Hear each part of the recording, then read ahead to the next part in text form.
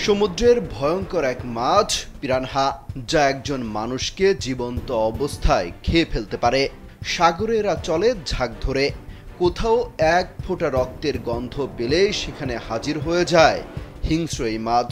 করাতের মতো ধারালো দাঁতওয়ালা এই মাছের ভয়াবহতা নিয়ে হলিউডের সিনেমা পর্যন্ত হয়েছে, যেখানে দেখানো হয়েছে কয়েক মিনিটের মধ্যেই কিভাবে ছিন্ন ভিন্ন করে দিতে পারে মানবদেহ। আক্রমণাত্মক ও হিংস্র মাছ হিসেবে পিরানহার পরিচিতি বিশ্বব্যাপী। ধারালো দাঁত অত্যন্ত শক্ত নিচের চল থাকার কারণে যে কোনো কিছু খুব দ্রুত কামড়ে খেয়ে ফেলতে পারে এরা। শক্তিশালী চোয়াল ছাড়াও পুরো মাংসপেশি মাছটিকে আরও কয়েক গুণ বেশি হিংস্র করে তুলেছে। ইডেন বে কক্সবাজার সমুদ্র সৈকতের উপর নিজেদের একটি ঠিকানা। মাত্র ৫ লাখ টাকায় আপনিও হয়ে যেতে পারেন এই হোটেলের মালিক। এদের চোখ বড় হওয়ায় শিকার এদের ফাঁকি দিতে পারে না, আর এদের ক্ষিপ্র গতির কারণে বিজ্ঞানীরা এই মাছকে রাক্ষসে মাছ বলে অভিহিত করেছেন।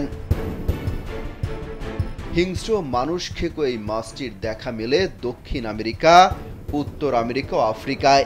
এদের অনেক প্রজাতি আবার স্বাদু পানিতে ও কিছু প্রজাতি লোনা পানিতে বসবাস করে। পিরানহা উষ্ণ আবহাওয়া বেশি পছন্দ করে। এই মাছ লম্বায় প্রায় 12 ইঞ্চি হয়। অনুকূল পরিবেশে পিরানহা 10 বছর পর্যন্ত বেঁচে থাকতে পারে। আচরণে হিংস্র হলেও কিছু কিছু পিরানহা দেখতে অত্যন্ত সুন্দর ও আকর্ষণীয় হওয়ায় তাদের অ্যাকোরিয়ামেও রাখা হয়।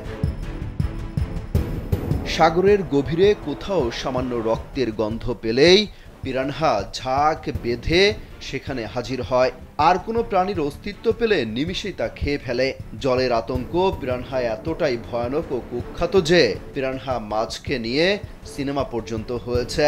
শুধু সিনেমাতেই নয়, পিরানহা মাছের হিংস্রতার অনেক উদাহরণ বাস্তবেও খুঁজে পাওয়া যায়। গিনেস ওয়ার্ল্ড রেকর্ড বলছে 1981 সালে আমাজন জঙ্গলের কাছে ব্রাজিলের একটি মালবাহী স্টিমার যাচ্ছিল। সেই স্টিমারে 5 শতাধিক যাত্রী ছিল, যারা পানিতে দুর্ঘটনার কবলে পড়ে আহত হয়। তাদের মধ্যে 3 শতাধিক ব্যক্তিকে খেয়ে ফেলে এই পিরানহা মাছ। বাংলাদেশে হিংস্র এই মাছ বিক্রি নিষিদ্ধ হলেও হাইব্রিড রূপচাঁদা বলে দেদার বিক্রি হচ্ছে। দাম কম হওয়ায় এই মাছ সম্পর্কে না জেনেই ক্রেতারা কিনে নিয়ে যাচ্ছেন। বিভিন্ন সময় অভিযান চললেও থেমে নেই বিক্রি। মানুষ খেকো এই মাছের হিংস্রতার সম্পর্কে না জেনেই খাচ্ছেন মানুষ। অমিত হাসান রবিন, কালবেলা।